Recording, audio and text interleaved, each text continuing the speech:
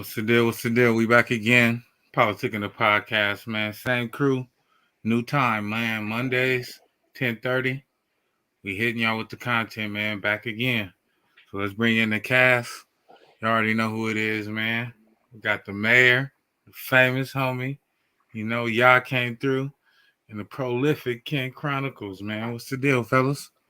What up? What up? Peace, man. What shit, man. So y'all been keeping up with this NBA playoffs? Yes, This sir. shit been crazy. The fight world been hella crazy though. Like we really been diving into the fight world, and it's been hella exciting, man. But Canelo Alverez, man, just took a L. We didn't think it could happen. He took a L to Demitri Bivol. It was a big Russian. He went up in weight trying to take another belt, but it didn't work out for the boy, man. He ended up taking an L, man. Did y'all check out that fight? What was y'all thoughts on Canelo trying to go take another belt and losing? Oh man, boxing is my shit. So let me go first on this one.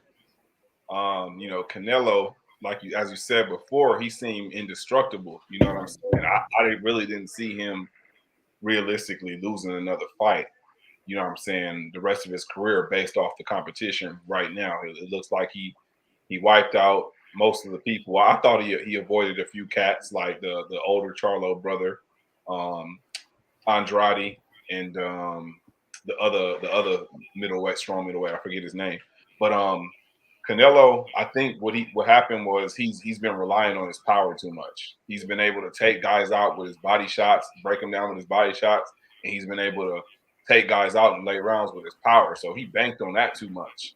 And he went up against a guy who's over 6 foot tall, long arms, who's not afraid of him, who ate his punches, who had great defense, and took him out. And to me, right here, this what it says. A lot of people don't realize. It all boils down to, this tells you how great Floyd Mayweather Jr. was. Floyd Mayweather, he didn't lose, man. He didn't. No matter who he fought, he didn't lose. He didn't threaten to get to get a loss. Canelo Alvarez is supposed to be the man, and he got his ass kicked. And I'm a Canelo fan. I was disappointed in him losing, but he underestimated the other guy. He relied on his power, and that's not going to work now. Now he has to go back down. I believe, in my opinion, he can't do light heavyweight anymore. He has to go back down to 160, fight the other Charlo brother, fight Demetrius Andrade, and clean up the middleweight division because he went up too high, and his boxing game isn't as versatile. So Canelo will bounce back, but I think it was a disappointing loss. Hey, I'm with Ronnie on that. It's funny you said how all of his body shots just didn't have the same effect. It was more or less like he went into the fight putting forth more offense than defense. And as soon as you said Floyd Mayweather, I'm like, man, his Philly shell defense is what kept everybody at bay. Like, they tired themselves out. He got all the points that he would need to win the match if he didn't knock him out. And that's something that we just didn't see on Saturday. Like, Canelo literally came out more offensively aggressive than defensively. And that's where that extra weight showed that him going up to the weight wasn't the same as, his opponent who probably shed pounds to fight him. Like, he's already a bigger fighter, so he lost weight to come down to beat on someone smaller. So, I mean, I don't want to say it's the end of his run over the middle class, but I know this is going to take a big hit on his pride.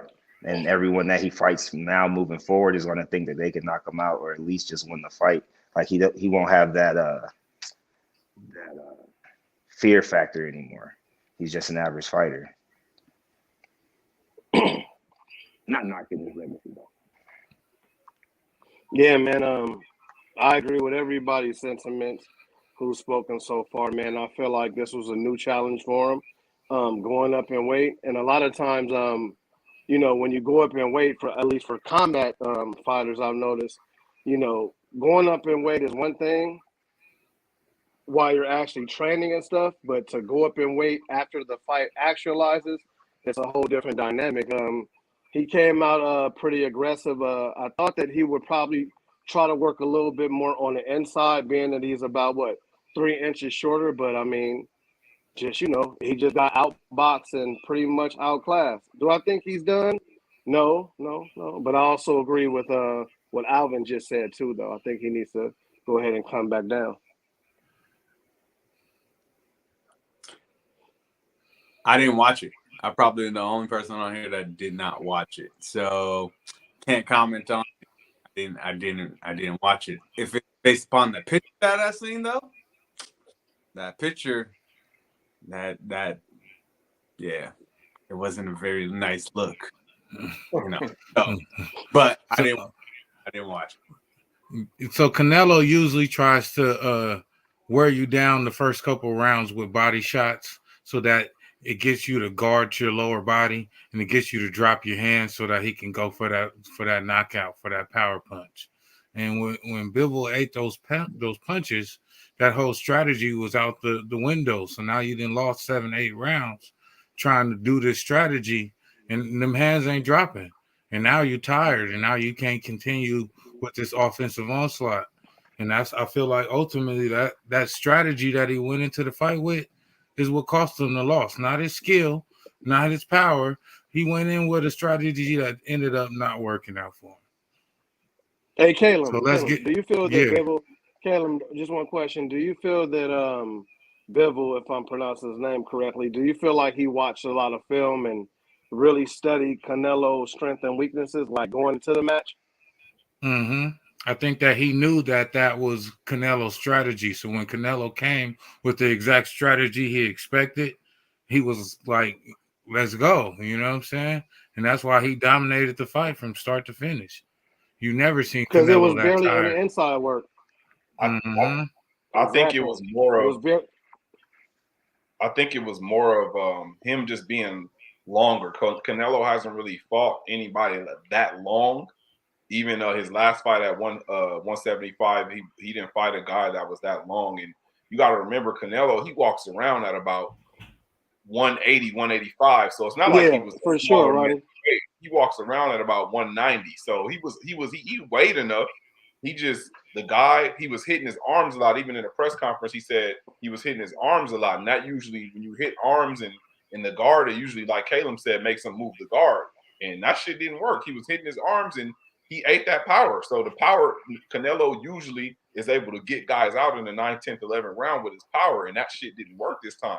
And that's why I say Floyd Mayweather, it just shows how superior he is, because Floyd Mayweather is the best in-fight boxer ever. He knows how to make adjustments, and I've never seen another fighter make adjustments like that. And Canelo, he don't know how to make adjustments. He fights one way, and it works most of the time, and it just didn't work yesterday or Saturday. All right, so let's get to this NBA action, man. We've been going. Looks like every series is going to go seven games, man. The way this NBA has been playing, especially the way the refs been reffing, it looks like every series is about to go 7 games, man. You could get blown out today and tomorrow come back and get a victory. But Jordan Poole, man, he's been balling. He's a bona fide superstar. I feel like the way he came out these playoffs, he's showing that he's not just here for play, like he's here to stay. But he had a questionable act, man. He was seen trying to go for the double team on Ja Morant in game 3, and he reached in for the ball, he said, but he ended up yanking Ja Morant's knee. And now he's missed game 4, and we don't know when he's going to return. Do y'all think that was a dirty play, or was that really just Absolutely. like a reaction?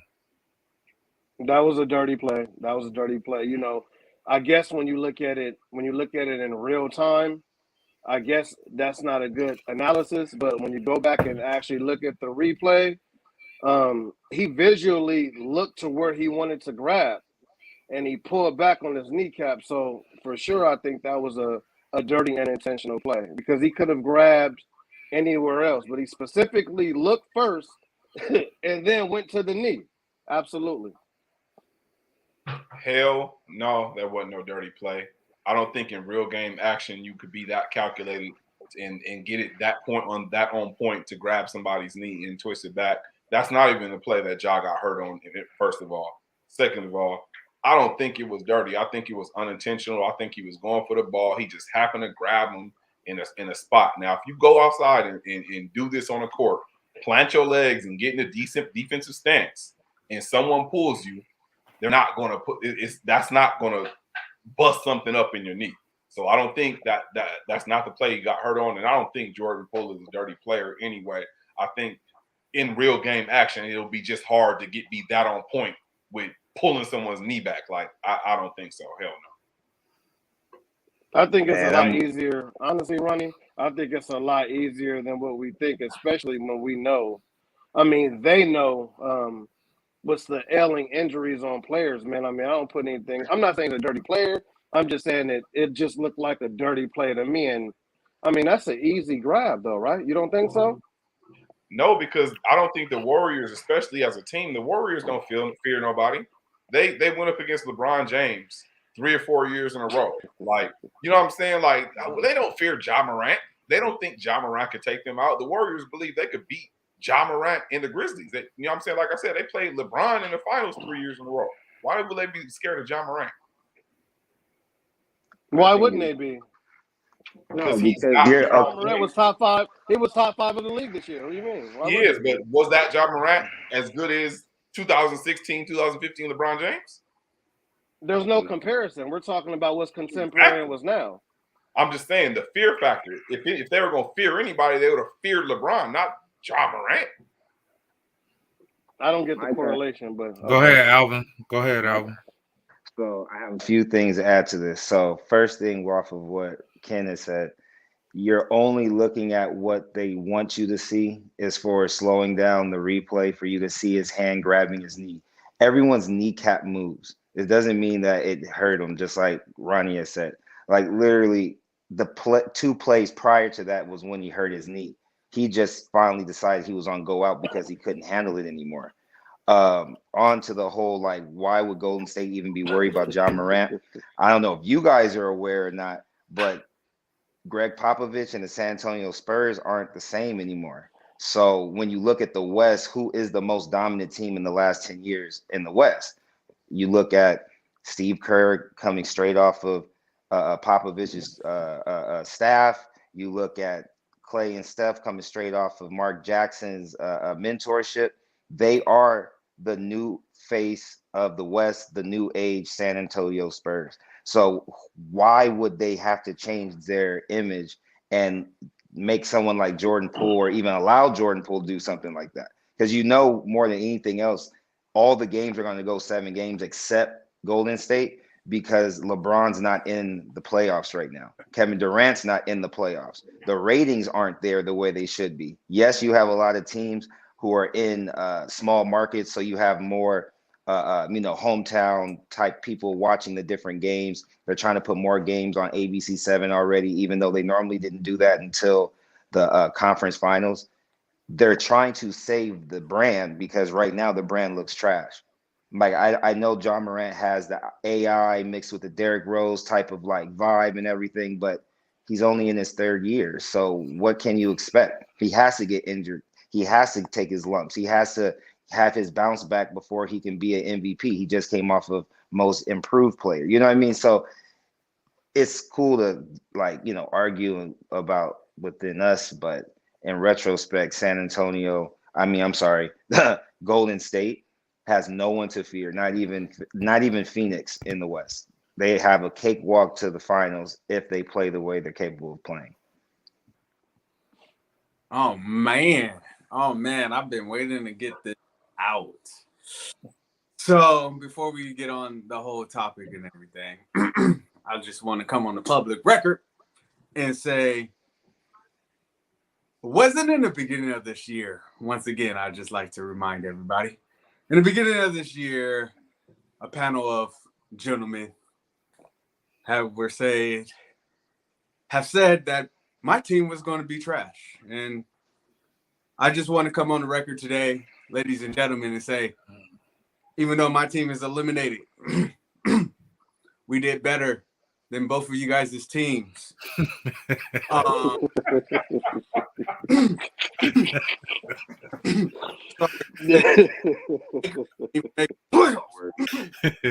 Playing tournament. Oh man, they didn't even make Oh man, that's funny. Who's a Laker fan, y'all? You get it? Good job. He talking about the Clippers too. I hear him. Yeah. I love it. I love it. Going back. I don't think it's a dirty play. I think it was a basketball play, as in he went for the ball.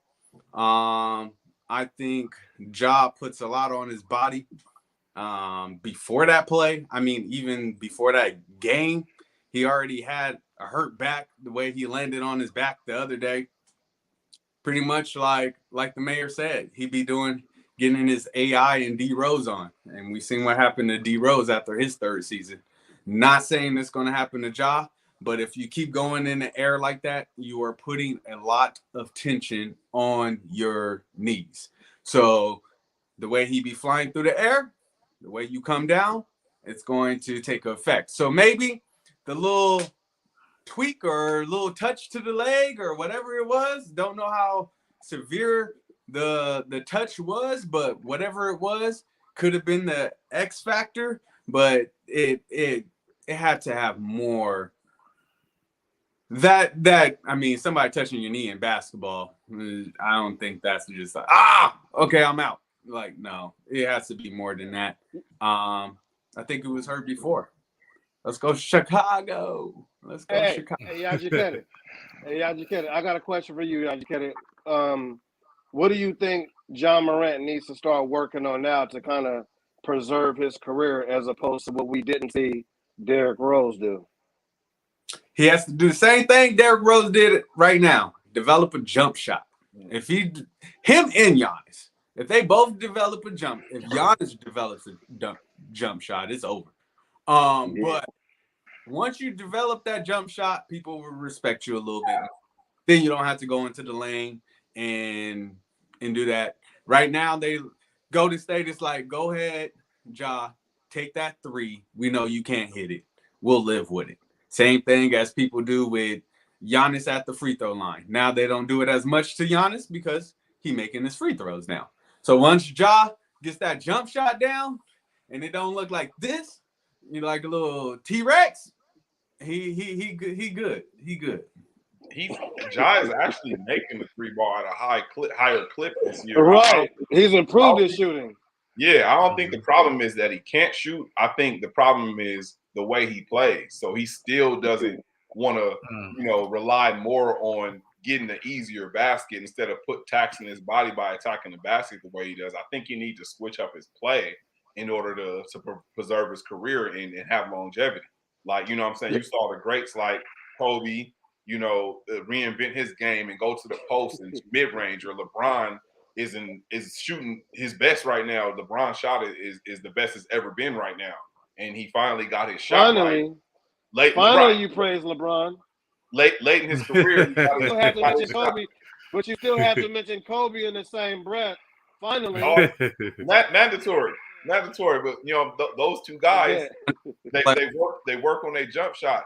Even guys like DeMar DeRozan, like you got that, you rely on that mid-range shot, so you ain't got to use your body so much. That's easy bucket. It's not taxing on your body to shoot a 15-foot jump shot or a 20-foot jump shot or 18-foot jump shot, as opposed to trying to shake and bake, weave and bob and jump over everybody and bang on everybody. Like that's hard and taxing on the body. So once Ja realizes that he ain't got to do all that, he can go further than what Derrick Rose broke down ass did. Hey. My bad, yeah. Ouch. No, right. Yeah. You know what? Like, Ronnie, to express on what you said, man, that mid-range game it's a rarity and it takes a lot of skill, man. Yeah. A lot of skill. You know who should develop that mid-range game? That boy James Harden. Because that step back, man, it worked and but I don't believe in it, man. I think he washed, man. I don't think we're gonna see the James Harden of old. He hit four threes in the fourth quarter, man, to come back and get Philadelphia to win, man. Tie the series 2-2. But they saying that it's coming. He's back, man. James Harden in the step back is back. He hit 4 in a row in the fourth quarter in clutch. I feel like that was probably his clutchest moment of his career as far as his playoff career. Because we all know in the playoffs, man, especially in the fourth quarter, he puts up clunkers. Go ahead, Alvin. I gotta go Tap first on in. this one. I'm sorry, big homie. I know you wanted to because you heard what he said, and you know we normally feel the same way about basketball. So this is the thing. I like how James Harden gives zero fucks about what anybody thinks about his game, about how he lives his life, about what he's doing, right? If you think about how he left Houston to go to Brooklyn, how he forced his way out of Brooklyn, well, not forced his way, but accepted the trade to go from Brooklyn to Philly, which he's saying is where he really wanted to go, but we all know where he didn't want to go there. He really didn't want to go to Philly, but he had to sit back and let the game come to him. He didn't have to play the way he played in Houston with Philly. He has Joel Embiid. Like, he is the best player in the NBA right now. I don't care if the Joker got MVP or will get it soon because Woes dropped it earlier. But Joel Embiid right now was the best player in the NBA this season. So if he's eating and he's young, why not sit back and let him work and then fill out the team, fill out the vibe? Because I don't know if you guys were aware, but him and Maxey, they've been having like some issues. He'll sit next to him. He'll get up and walk away. As far as Maxey, he'll walk away and go sit somewhere else. Like, when you have tension within the team, the only way you can really eat is once everything is resolved. So they needed him to be him, and now he can do what he does. And he's not washed. He's not back.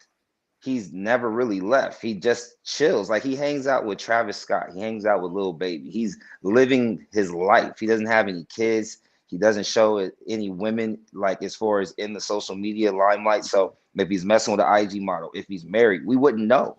You know what I mean? Like, he barely even talks. Like, he has braids, and you can see the receding hairline coming in right here. His beard is big and full. It doesn't even really line it up. I mean, bro is really just doing him. And he's from Cali, so let the man work. Watch what he ends up doing for the first time in his career. He's not injured, and he's not having to carry the weight of the entire team on his shoulders. Oh my goodness.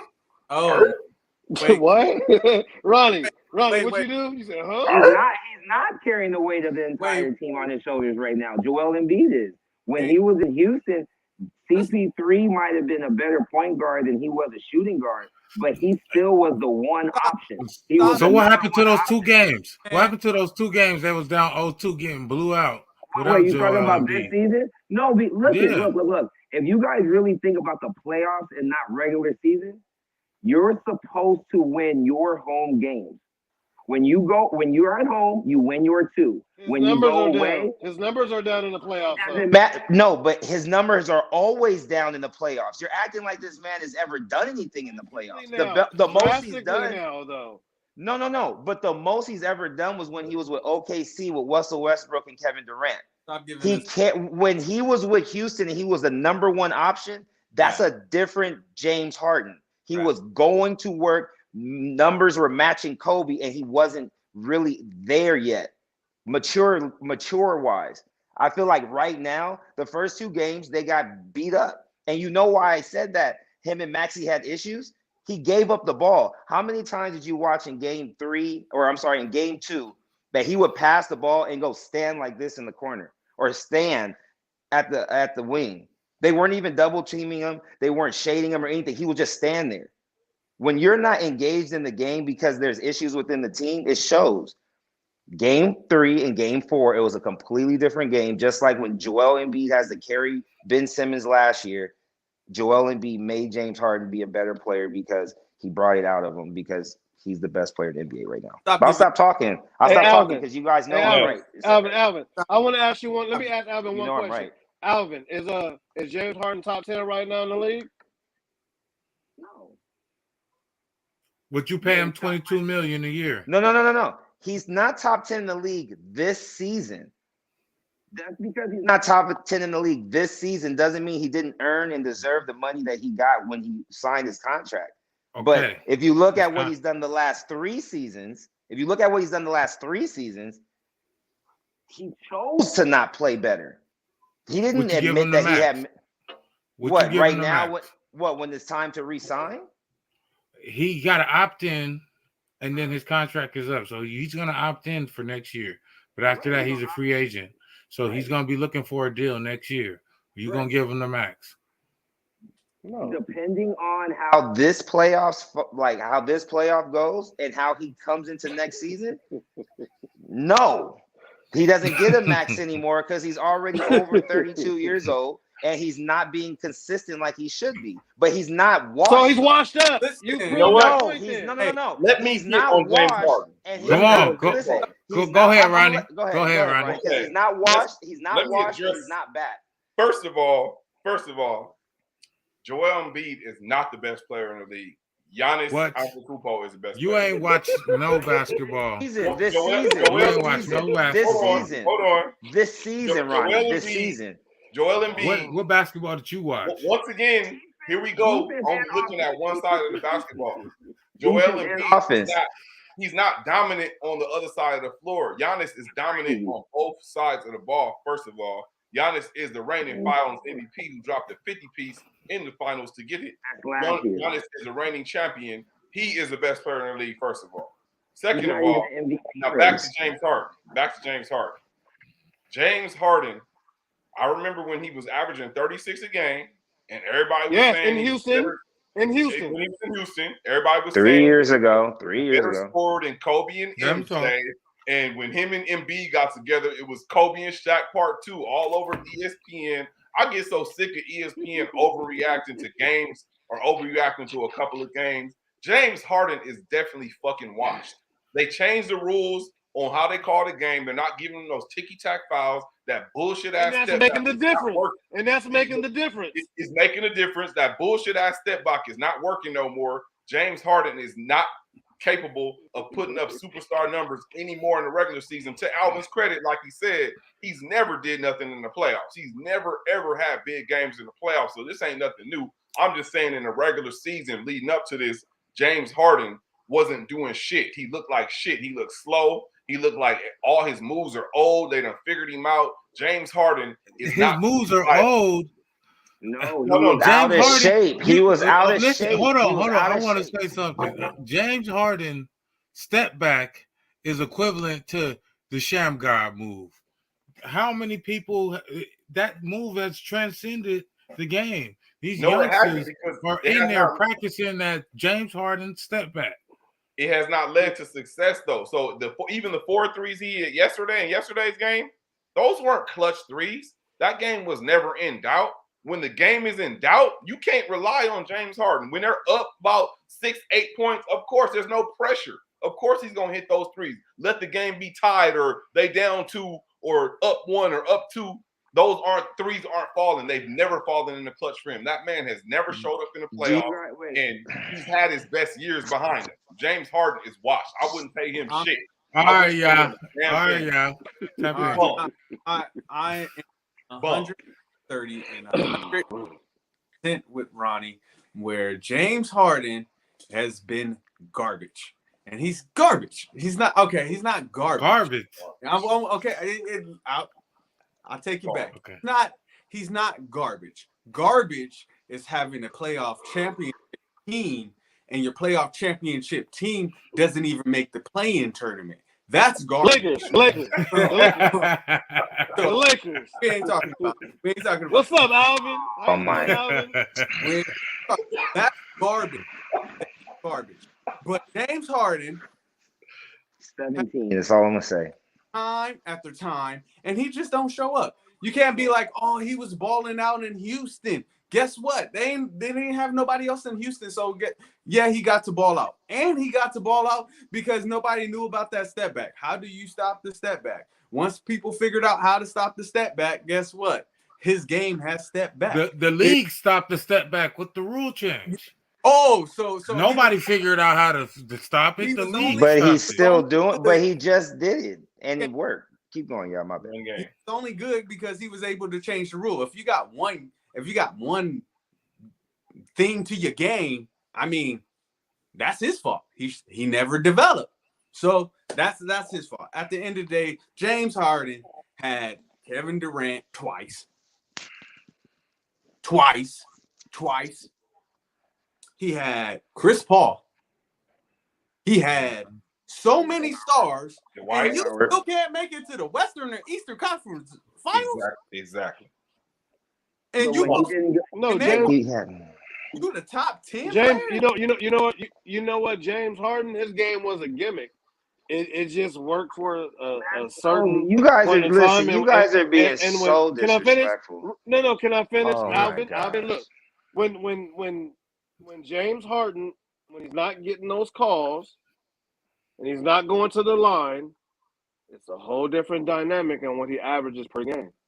Yep. You can look that up in the stats. We're not necessarily being disrespectful. No, but again, look. The league has changed. Hold on.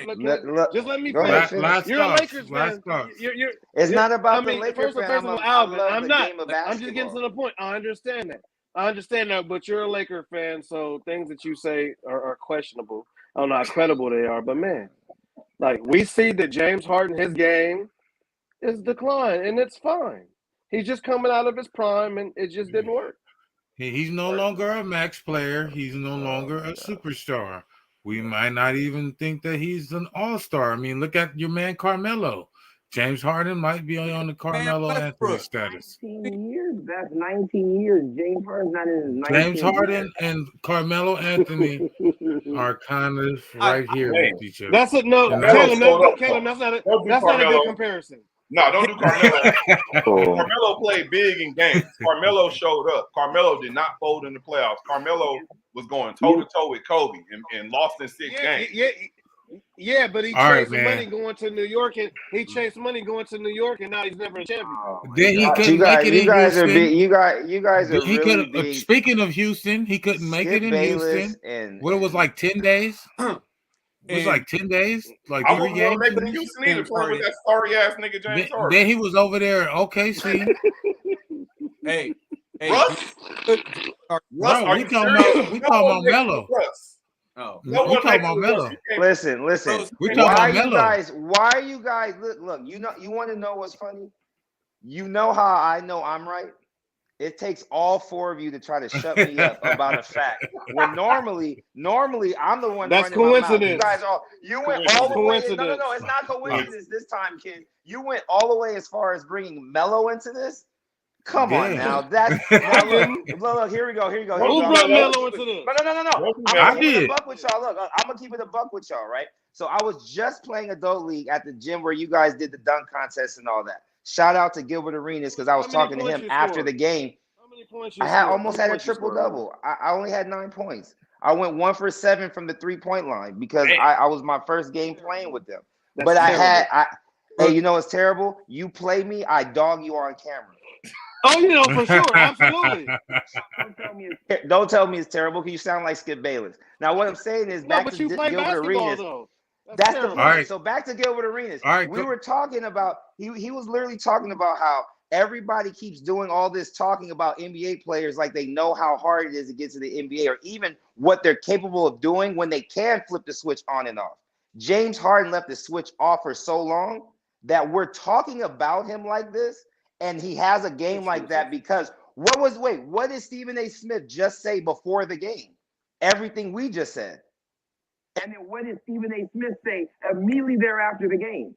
Well, you know what? He shut me up. He put both my feet in my mouth. Now I'm gonna have to see what he does in game 5. No. I'm just saying, like, we have to see what happens, but you can't sit there what's gonna happen. He's top 10 in the NBA all time in 3-pointers. He's top 10.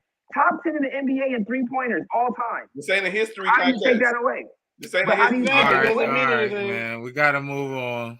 How do you take that away? How do you take that away? Now, y'all said James Harden didn't have nobody in Houston. He had Melo for 10 days, like I brought up. Don't even play me. You see how you go back to Melo? That's so. And he also had August 1st, man. Because August 1st, baby. We had Dwight birthday, baby. Don't do me like that. With him, man. He had Dwight. But how y'all feel about CP3, man? He had 7 turnovers.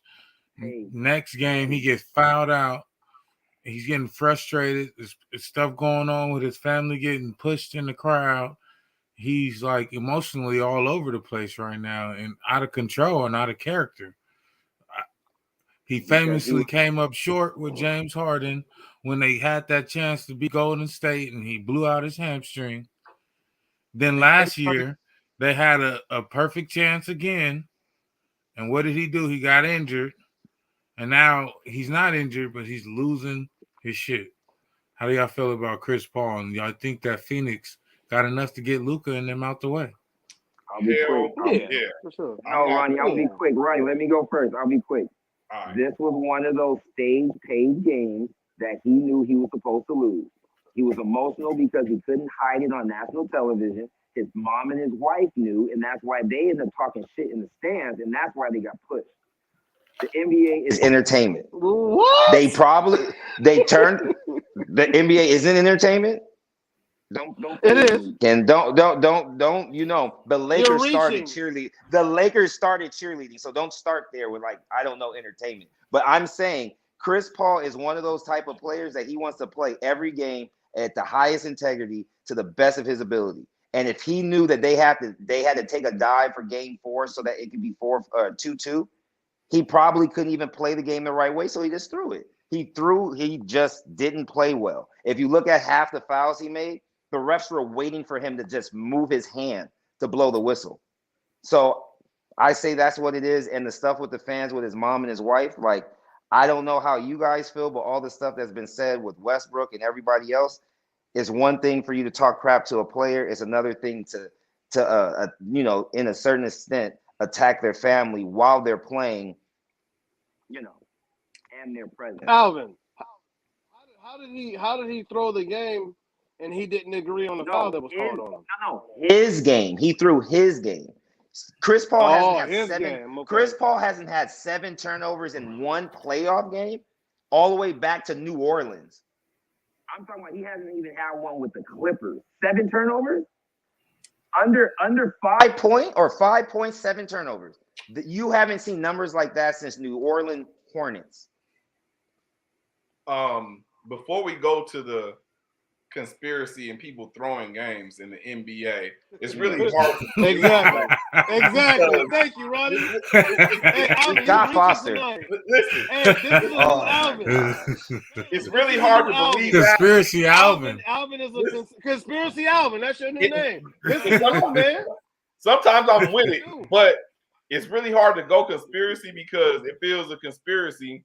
The Nets and the Lakers wouldn't be so trash and they'll be in the playoffs. Here come the Lakers.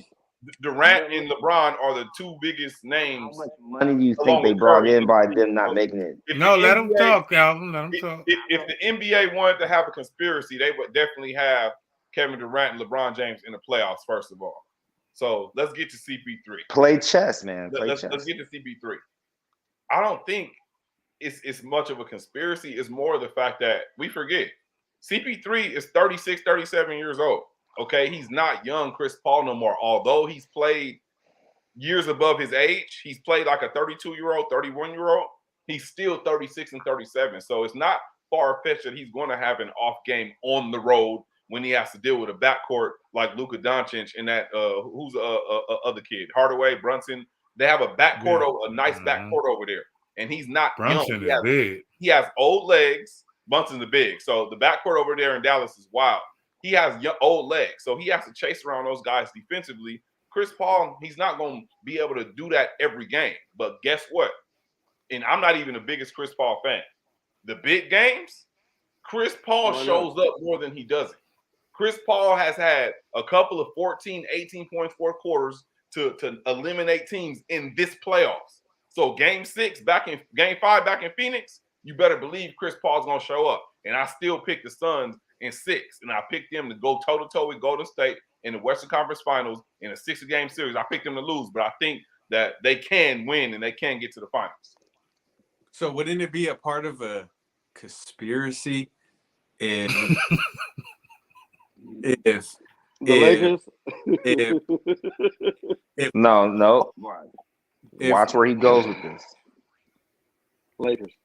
How old he is, if he knew that he can't publicly come out and say, hey, I'm not playing this game. How about I get fouled out? Then people just go, oh, Chris Paul got fouled out, so technically he got rest. So he can They were only down by 8. So he can come into the That next wasn't intentional. He has more energy. They was in the game. So Like, now, that was, so, yeah, they were. Hold on, Calum. They were still in the game. I mean, they was only down by 8 or 9. Like They can you can clear you can. But hold on, you can clearly see in his body language. He was surprised at the call. So I mean, there was no conspiracy theory. I mean, no way across the board. Like no. Maybe the conspiracy was fouled out. I don't care. You say. guys have never listened to. Go ahead. Alvin, I only accept your conspiracy theory because there's no way in hell that you called that foul on Chris Paul in that moment in the playoffs and foul him out. And foul him out. That didn't make no sense to me. I was standing there like, are you serious? Like, you're really gonna do that? Like, these refs shouldn't have a job after that. There's no way they can ref any more games in these playoffs. But a ref can make a mistake too. But not just a mistake, Ken. You're right. They can make a mistake. But we all know, we've been watching basketball all our lives. The refs always favor the home team with the calls. It's always been that way. So, of course, on the road, Chris Paul is more prone to have 7 turnovers. Of course, he's on the road. And they foul out on the road because we all know, ever since we've been watching basketball, the refs always favor the home crowd.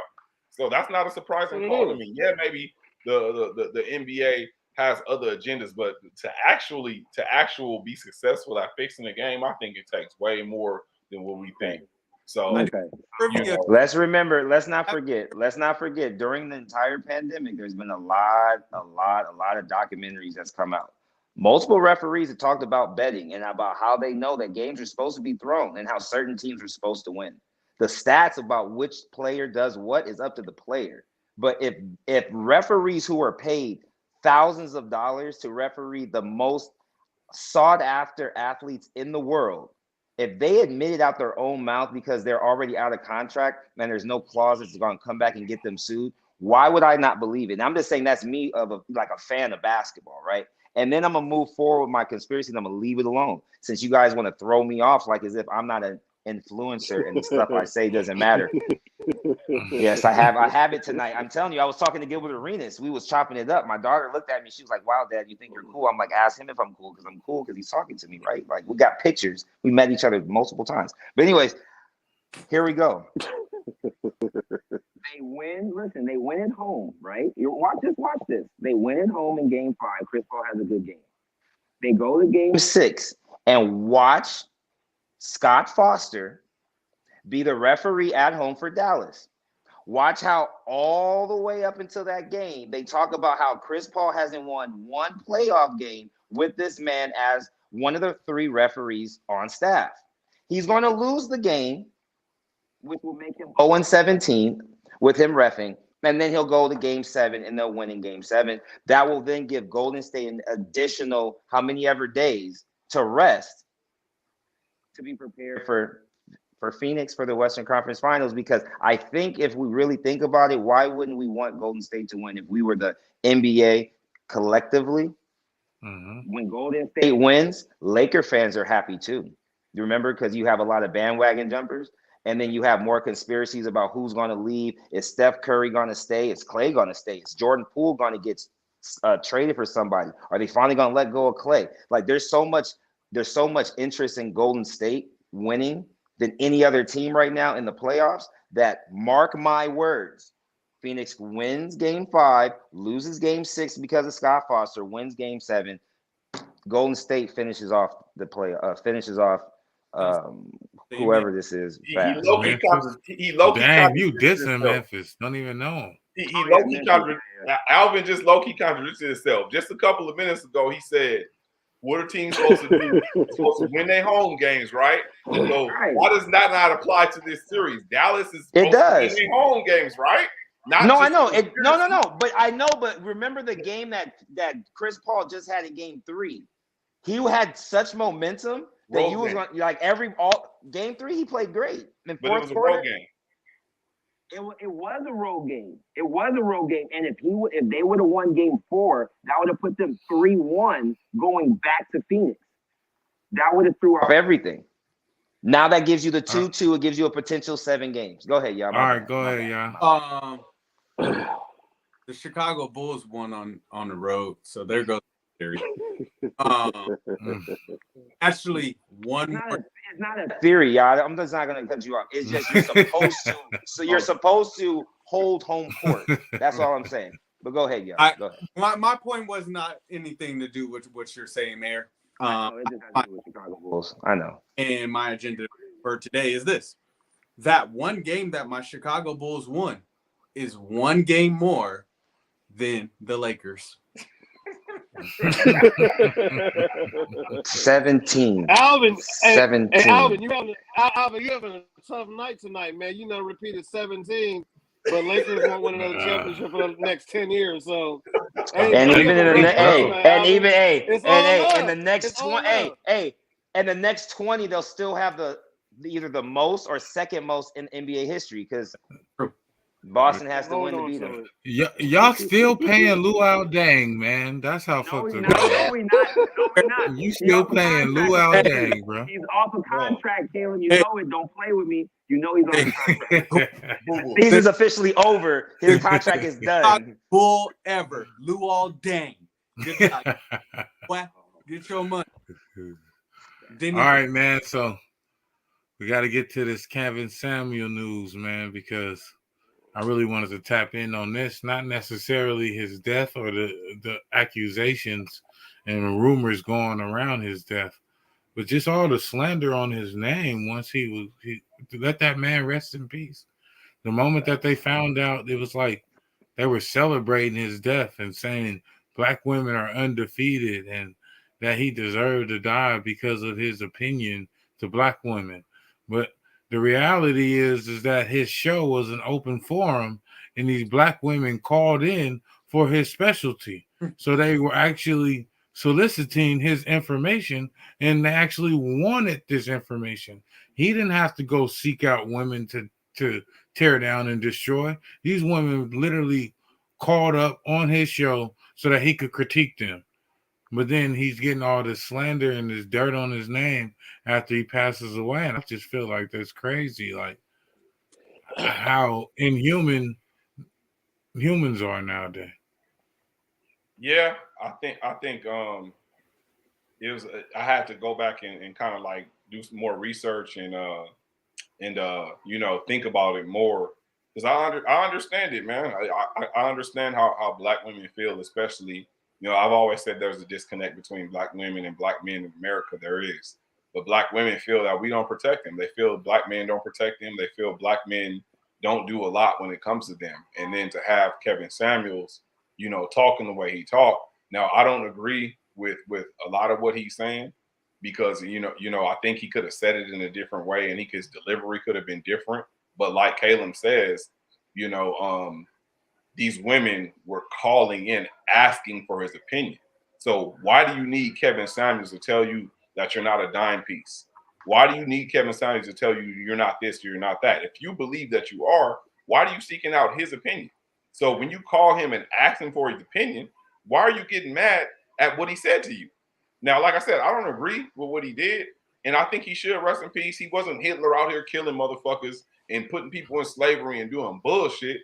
So that's the only way I think someone's death should be celebrated. But he went out here killing people, so the man is dead. Let him rest in peace. But at the same time, about how he did his whole show, I just think that women didn't give him a fair shake because, like I said, they like we all said, they sought his opinion. They called in and asked him what he thought about stuff, and he gave him what he thought. So you can't get mad if you ask somebody what they think and they tell you what they think. Like, come on. But you know what, Ronnie? You know what? We can't. I agree with most of what you're saying, but I mean, we can't act like even though the women they called in at their leisure, of course, but we can't act like he wasn't disrespectful in certain fashions, right? He was. So here's the thing. So I feel like he was. I agreed with a lot of his theories and his ideologies, but at the same token, a lot of time he paired that with mild disrespect, and then at that point it becomes counterproductive. So everything that you're saying that makes sense, if you add even a dollop of disrespect, Right. it just counteracts like actually what you're saying. So I think that and this has nothing to do with his death. I don't think that because his opinion was perceived as outrageous, I don't think that that warranted his death. I don't believe in celebrating his death like that from a negative perspective. But we can't act like that he was always forthcoming, and because he's an entertainer at the end of the day, so we can't act like he was always forthcoming in his delivery. No. Right. Well, I'll say like this, because it's kind of funny that it was a radio station and women were calling up to get his advice and input on their own life. Doesn't it sound a little similar to a 90s sitcom starring Martin Lawrence?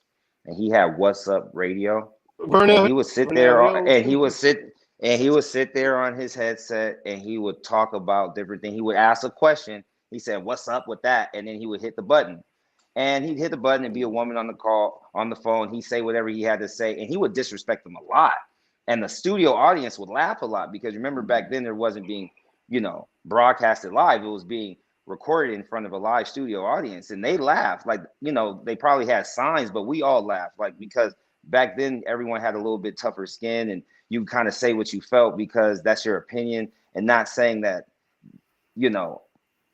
it's good or bad, but it's very similar to what I remember watching as a kid. And so when you fast forward to now, it's like if someone's calling to get your opinion, it's your opinion. It's you knowing that I'm going to say whatever I want to say because you're asking me to say whatever comes to mind. So it's like if he wants to be a little bit disrespectful, don't call. If he wants to be extremely complimentary, don't call. Like don't engage in it if that's not what you really want. And then that go off of his death and the fact of the internet just completely bashing him. The internet's not for pleasure. It's for like, chaos and content. Like it's just to make us sit here and stay more on our phones anyway. So if they praised him, how much more problems would it be compared to throwing dirt on his name and throwing shade on his grave? And I would add to that and say, when it comes to I will reverse it and say a black man's death, how many times have we seen or now seen that when a black man dies, there's a lot of dirt being thrown on his name? So instead of him, let's take Kobe Bryant, for example. When Kobe died, how many reporters and everybody, oh yeah, Kobe was great, but don't forget about that charge. Don't forget about that charge. Yeah, Kobe got championships, but don't forget about the charge, right? And even to the point, I think it was Lisa Leslie that said, what does that have to do with anything? So when it comes to his death, this is kind of the same thing, man. He's gone. All right, let's throw some dirt on his name. I will also go, if it is a radio show, you're getting that man's opinion, and it's not like it's one season. So if it's not one season that he had with his radio show, therefore there was ratings, and those ratings had to be good enough for him to sustain his life and be able to have many seasons after that.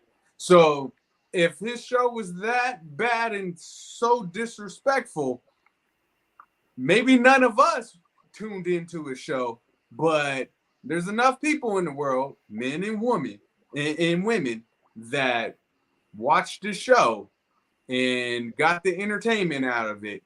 So are you dissing the man now that he's gone? Obviously, it really doesn't matter because he got more than one season out of it. So there's enough people in the world that didn't find it disrespectful, men or women. Kevin Samuels and that whole thing, majority of his fan base was middle-aged women. And so of course, middle-aged women, it's kind of like Wendy Williams, she, does her gossip thing and she says a lot of stuff that a lot of people don't like, or might spill the tea on somebody's life that they didn't agree with, or information that she didn't want out that she put out. I mean, but you can't cater to a fan base and live off a fan base that at the same time slanders you once you die. So that's the whole thing, is that he catered to the black middle-aged woman. That was his fan base. So for them to bash him and act as if they didn't consume his content, or that they didn't find him creative, or it's just like, man, the internet, they say, is undefeated, but I hate it here. I can't lie. Yeah. But you I know, totally agree. LeBron James sitting down watching the NBA. Didn't even one game, man. All right, man. So let's touch briefly on this big thing, man. Elon Musk, the Tesla owner, he has now acquired Twitter from Jack Dorsey. The only reason why I bring this up is because Jack Dorsey and Mark Zuckerberg were actually brought up on charges and actually interviewed by the Senate, where they were manipulating information to help the Democratic Party win this election against Trump. And Jack Dorsey actually kicked Trump off of Twitter, and now that Elon Musk owns it, people like Trump can make their return to a platform like this. So politically, this opens up. Basically, it was the Democrats that ruled social media because of that backing. Now this opens up Twitter for the Republicans. It gives them like an even playing field with this new social media platform. So I think that they're probably going to rebrand this whole thing, just how Facebook is now Meta. I think that Elon Musk is going to take Twitter and make it something completely different than the Twitter that we know of and grew up with. What's y'all thoughts on this? He's going to take it straight to the metaverse. He's going to make everything physical not important anymore. Because, you see already how the NFTs have taken off. You see how you can have, full-on parties and with your Octala or whatever doing the... I can't lie. I don't have one. I haven't done it. I refuse to do it. I feel like that's going backwards into what we've been seeing on television for years. Like, oh, so you're going back into the Matrix, but now it looks cooler. That's cool. Like, I just don't quite understand. And then for you to break it down the way you do, Kalum, and you always, you politic so well. I'm like, oh my gosh, I did not know any of that significance about the whole Democratic Party and the Republican Party with social media at all. So now I'm like, oh, so this is just a sign that we're going to have Trump back for 2024, because he'll be able to talk as much stuff as he wants as soon as this all sets in the stone. And they make the new social media engine for everyone to start flooding their thoughts and private information with. He'll just get everybody back on point, say, hey, let's do this. The war's not over yet. We're going to make it all better. And then we'll be moving to Mars or Jupiter or wherever. Because, yeah. You remember he said, space army. He said that 4 years ago, or five or 6 years ago. He told us what was coming next. So, yeah. Or maybe space army, not necessarily a different planet. Maybe space army. They're leaving, y'all. Do you see how many billionaires are just floating around in space like there's nothing to it? The internet's right. Taking internet. You don't. Anybody that says Twitter is dead is a fool. You don't buy Twitter for $44 billion for no reason. There has to be a greater plot with that, and I think you hit it on the nail, Kalum. You're gonna see Trump back and everything of that nature. And like I always say to my Democratic Party, Smoking Joe, you still owe me a check, Joe. Off, Joe. Damn it, Joe, you owe me a check. I'm about to let my dreads out, Dro. You owe me a check. Give me my check, Joe. Yeah, Kalum. I just feel like, I mean, it's a political move. I mean, once you broke it down phonetically, it made all the sense to me. I mean, you pretty much summed it up. I remember watching Jack Dorsey and Mark Zuckerberg on trial, and they was just getting drilled. Like, if you knew this was going on, why didn't you do something? And they just basically was like, and then at the end of it, they was like, all right, well, don't do it again. And then that was it. And it was like, nothing happened. They don't go to jail. Like, did you just hear these testimony? Like, go back. It was live on YouTube. You can go back and watch it. It was a little over 2 years ago now, man. That shit was crazy. And like, and now for him to sell to Elon Musk, it's like, okay, Trump gonna build his army again, man. You already know he's still been doing rallies out here. He's still talking about everything that Joe Biden does. He's talking every time Joe Biden gets rid of one of his policies, he got something to say. So he's just gonna mobilize again. So let's see what Twitter ends up being. It's definitely gonna end up in the metaverse because everything gonna end up in the metaverse. And then your Tesla. The fact that they got self-driving cars, I'm like, man, this shit's too much of a movie. iRobot. Hey, Kalum. Like, for real. Do you feel that Twitter? Yeah. Do you feel that Twitter is gonna continue to be so liberal? Because you can damn near hop on Twitter and say and do anything. Man, you think he's gonna change the landscape? These hoes are sucking dick on Twitter. They busting it open on Twitter. They doing anything on Twitter, man. The fact that you can do anything on Twitter and it's just like no restriction. It's like, I don't know. I don't see Twitter. I see Twitter being more explicit. I think they're going to end up catering only to 18 and over so that they can do really what they want to do. Twitter hub. You know, Kalum, like for real.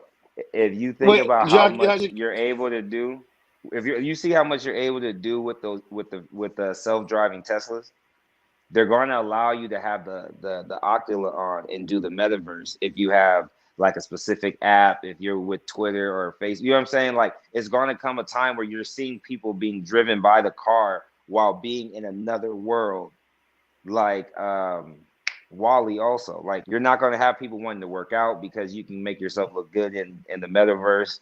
You're not going to have to worry about buying clothes because you can have digital. Y'all keep mentioning all these movies. I ain't seen all these movies. I'm an old school dude, so I'm talking about Terminator, Skynet.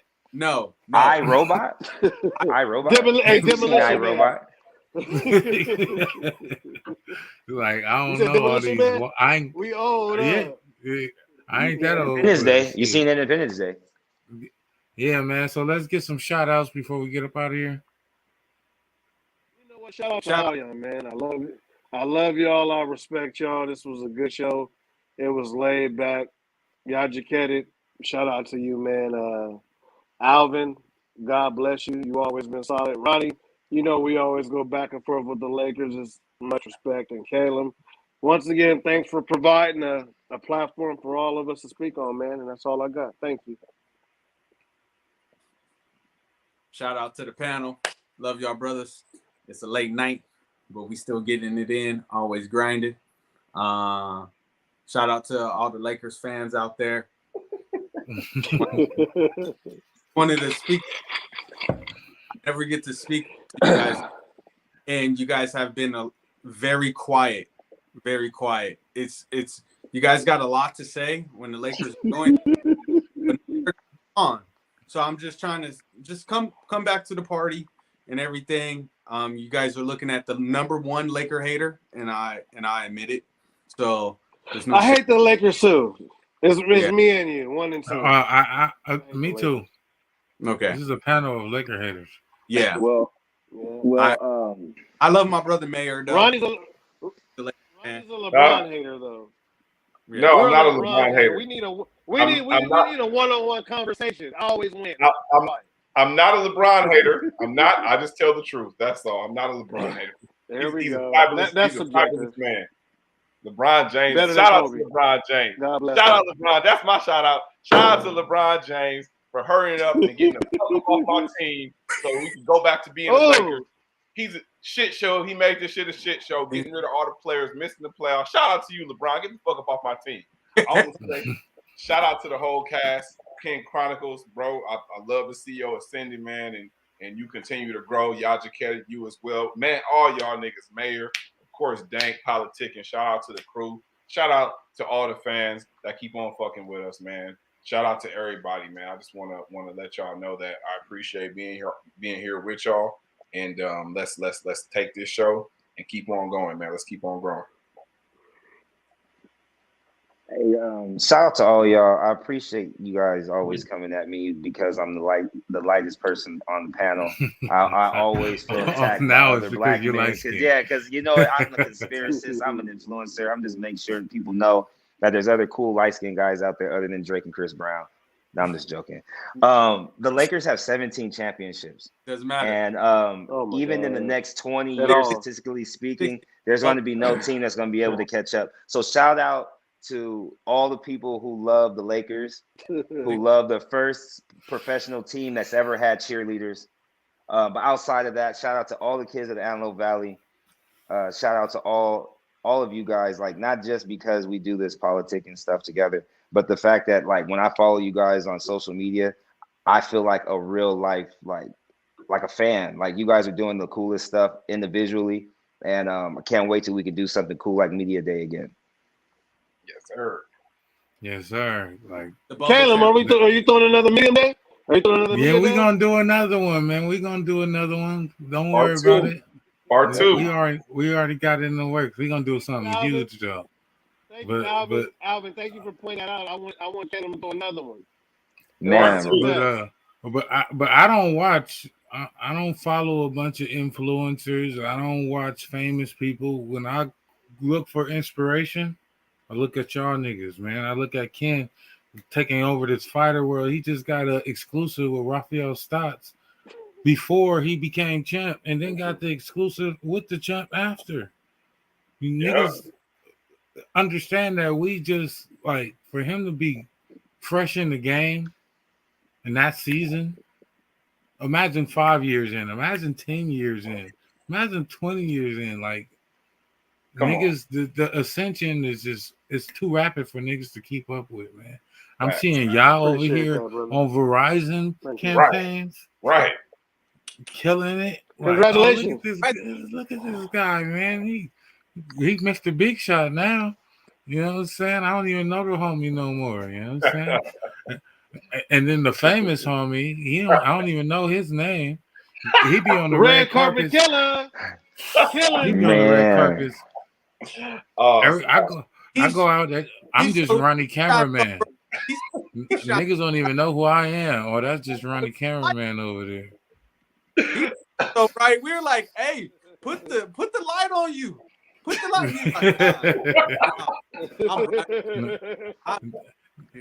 Then Alvin, the coach of the year, the mayor, the 661. He got kids jumping over crates and trash cans while wearing sandbags and playing hopscotch. I'm like, how is he controlling all of this at once? It makes no sense. Like, I don't even know how basketball and hopscotch go together, but you making it work. Right. Man, and then me. I've just been behind the scenes. I've been doing some shit. Honestly. Salute. I'm really finna fuck this game up, man. Like this year, I told niggas no more humble shit, man. Like last few years, I've helped so many people. I've done so much, and I feel like it's my time now. I'm finna eat, man. It's time to come out with a new approach, a new ferocity, a new tenacity. We just really gotta like buckle down. It's like the devil been throwing all type of bullshit at us, trying to knock us down, man. Me and Ronnie, niggas know what we just been through. Niggas know what I'm going through right now, Facts. as we speak. Like, Facts. Like, But God sometimes make you sit down. He forces you to sit still. He forces you to reevaluate and assess the situation and see what's going on. We got, what I'm saying? Now we started this podcast. We didn't know what the hell we was doing. Now we 5 seasoned brothers on this thing. We got a whole production behind us. Murdoch in the back. We got a producer. What's the deal? We got a studio. We in Mexico. We finna bring the Roku channel back. We got the blog popping.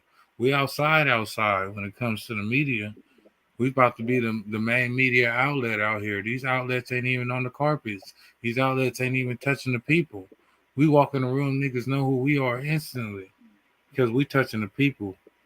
And that's what matters, man. We providing, like Ken said, we providing a platform for those that didn't have one, that don't know how to acquire one, that don't know how to go get it.